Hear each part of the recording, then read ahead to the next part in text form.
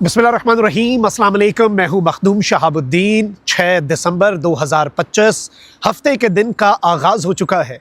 नाज़रीन किराम, Vladimir Putin रूसी सदर ने भारत का तारीख साज दौरा किया। इस वक्त भारत के पास ग्लोबली कोई एलाई नहीं बचा, कोई इत्तेहादी नहीं बचा सिवाय रशिया के।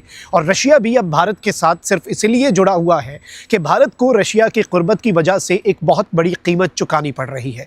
चीन ने भारत को लात मार दी, अमेरिका बहादुर और वेस्ट जो है उसने इंडिया को इर्रेलेवेंट कर दिया, क्वाड जो है वो अमलन ख़त्म हो चुका है और भारत इस वक्त सिफारती तन्हाई का शिकार है। भारत के पास अगर कोई एक स्ट्रेटेजिक एलाई बचा है तो वो रूस ही है। अब रशिया के सदर व्लादिमीर पुतिन ने एक ट्रेंड के मुताबिक, जो कि पहले से था कि एक साल भारत का जो सरबराह है वो रशिया जाए, दूसरे साल रूस का सरबराह जो है वो भारत आए, तो इस साल व्लादिमीर पुतिन की बारी थी। व्लादिमीर पुतिन ने ये तारीख साज दौरा तो किया, लेकिन इस दौरे के दौरान व्लादिमीर पुतिन ने पाकिस्तान और चीन के साथ दोस्ती का हक अदा कर दिया है। जिस लम्हे नरेंद्र मोदी के भारत में व्लादिमीर पुतिन ये दौरा कर रहा था, ऐन उसी मौके पर पाकिस्तान के साथ रूस ने एक तारीख साज मुआहिदा साइन किया है। रशिया ने ये स्ट्रेटेजिक मुआहिदा जो पाकिस्तान के साथ साइन किया है, जिसकी डिटेल्स मैं आगे चल के आपके सामने रखूंगा। देखिए, ग्लोबल पॉलिटिक्स में, जियो पॉलिटिक्स में सिर्फ एक्शंस नहीं मैटर करते, बल्कि उन एक्शंस की जो टाइमिंग है ना, वो बहुत ज़्यादा मैटर करती है, वो बहुत इंपॉर्टेंस की हामिल होती है। तो ये जो टाइमिंग है ये बड़ी इंपॉर्टेंट है। रशिया ने एक स्ट्रेटेजिक मैसेज दिया है और भारत के साथ जो हुआ है वो काबिल रहम और काबिल तरस है। वो कैसे, उस पर भी बात करते हैं। लेकिन अगर अभी तक आपने इस वीडियो को लाइक नहीं किया, लाइक ज़रूर कर दें, कमेंट सेक्शन में पाकिस्तान जिंदाबाद का नारा ज़रूर लगाएं और जिन लोगों ने चैनल को सब्सक्राइब नहीं किया उनसे मेरी ये दरख्वास्त है कि चैनल को भी लाजमी सब्सक्राइब कर लें। नाज़रीन किराम, सबसे पहले तो इस चीज़ को समझें कि भारत के साथ काबिल रहम, आखिर ऐसा क्या हुआ कि मैं कह रहा हूँ कि भारत काबिल रहम है। देखिए, पाकिस्तान के जितने इत्तेहादी हैं, चीन है, ठीक है जी, टर्की है, जो पाकिस्तान के साथ मिलकर लड़े, ये वो इत्तेहादी हैं जो आज भी कहते हैं कि भाई जंग हुई तो हम आपके साथ मिलकर लड़ेंगे, हर चीज़ आपके लिए हाजिर है हमारी, कोई मुआहदे नहीं, कोई पैसा इन्वॉल्व नहीं, कोई डॉलर्स इन्वॉल्व नहीं, everything is at your disposal, लड़ो तुम दो। भारत के जो इत्तेहादी हैं वो कहते हैं भाई हम तो देखें न्यूट्रल हैं, हम सुलह कराते हैं।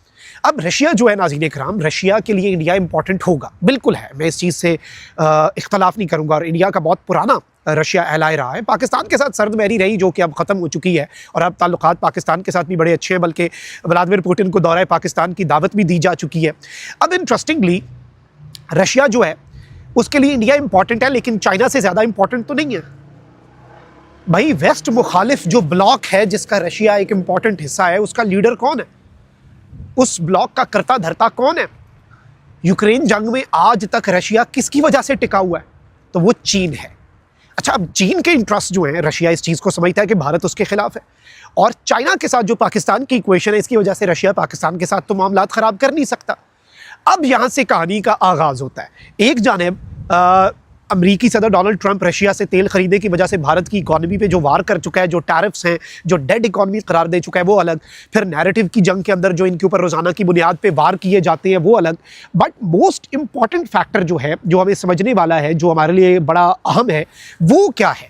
वो नाज़रीन किराम ये है कि इस वक्त जो रूस के सदर व्लादिमीर पुतिन का दौरा है, उस दौरान दो चीज़ें सामने आ रही हैं। एक तो ये कि भारत और रशिया ने $2 बिलियन की न्यूक्लियर सबमरीन जो है उसका एग्रीमेंट किया।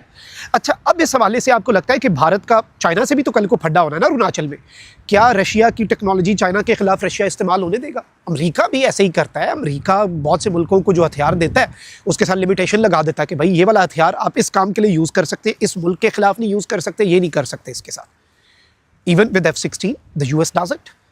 अब जो इंटरेस्टिंगली चीज़ हो रही है वो ये है कि रशिया के हवाले से ये बात सामने आ रही है कि रशिया ने कहा है कि चाइना तो दूर की बात, आपने ये न्यूक्लियर सबमरीन जो है ये पाकिस्तान के खिलाफ भी इस्तेमाल नहीं करनी। यानी ले लो, बंदूक ले लो, चलानी कोई नहीं है आपने, और उस मुल्क के खिलाफ तो बिल्कुल भी नहीं चलानी जिससे आपका फंडा है। और भारत ने चलानी किस पे थी, और भारत ने डराना किसे था? यानी भारत को एक शेर दिया गया है, उसके दांत निकाल के, उसके जो दांत है वो ख़त्म है, वो काट नहीं सकता, उसकी जो ताकत है तो वो खूंखार नहीं रहा। तो न्यूक्लियर सबमरीन वाला तो मक्कू इधर ही ठपी गया। अब आते हैं एयरक्राफ्ट पे। पाकिस्तान जो है वो J-35 हासिल करने जा रहा है, 5th जनरेशन, और अगले साल के शुरू में मिल जाएंगे। J-35 गेम चेंजर है। आपने देखा कि J-10C ने राफेल गिरा दिया, तो J-35 तो बहुत ही आगे की चीज़ है। अमेरिका के पास 5th जनरेशन उसका अल्टरनेट F-35 है। इंडिया वो खरीदता या नहीं खरीदता वो एक अलग बात है। देखिए अमेरिका तो जूस निकालता है ना, अमेरिका डिफेंस डील करता है, अमेरिका पाकिस्तान को भी हथियार देगा। इंडिया आज भी अमेरिका के साथ डिफेंस डील साइन करे तो अमेरिका देगा उसे। जो अहम चीज़ है वो ये है कि F-35 कल को भाई इस्तेमाल करता है, फॉर एग्जाम्पल इंडिया ले लेता है, उससे पहले तो पाकिस्तान हासिल कर लेगा। वो कैसे? सऊदीया के साथ डील हो चुकी है। राफेल इंडिया के हाथ पहले लगे थे, कतर के साथ डिफेंस एक्सरसाइजेज में इंडियन मीडिया के मुताबिक पाकिस्तानी पायलट से पहले हाथ में उठा लिए थे।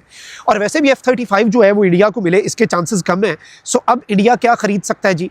इंडिया नाज़रीन इकराम खरीद सकता है Su-57 स्टेल्थ फाइटर जेट, जो कि रशिया का फाइटर जेट है।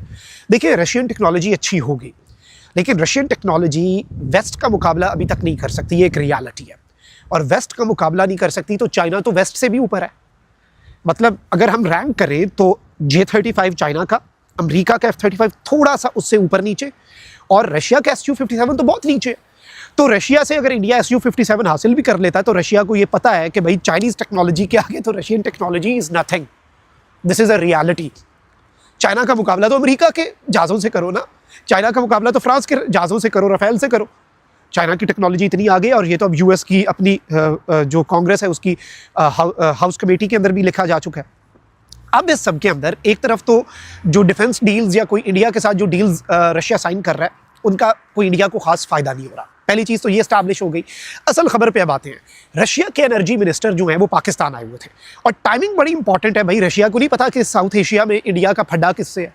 रशिया को नहीं पता कि इंडिया के पाकिस्तान को लेके क्या सेंटिमेंट्स हैं और पाकिस्तान के इंडिया को लेके क्या सेंटिमेंट्स हैं।